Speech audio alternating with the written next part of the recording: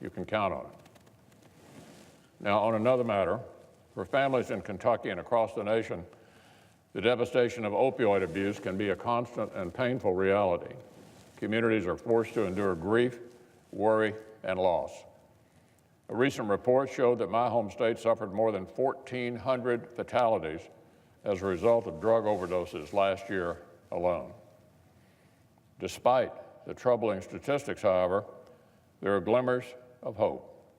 The Republican-led Senate has worked hard to pass important legislation like Jesse's Law, the 21st Century Cures Act, and the Comprehensive Addiction and Recovery Act.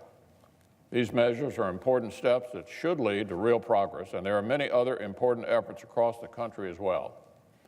From coast to coast, we hear stories of men and women in recovery managing their addiction. We're heartened by these testimonies that proper treatment offers real hope. They help remind everyone why we must continue to press forward. The task that remains is staggering, but we're committed. And later today, President Trump will help our country take another step forward.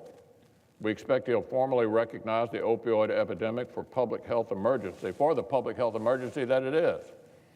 This announcement builds upon years of progress that Congress has made to respond to addiction with comprehensive action, including prevention, enforcement, and treatment.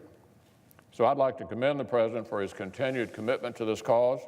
When he visited us in the Senate earlier this week, he discussed the national epidemic and his administration's efforts to fight back. Along with my colleagues, I stand ready to work with him on future proposals to provide necessary tools to protect our communities from this scourge. A single bill or program is never going to solve this crisis on its own. Only a sustained, committed effort can do that.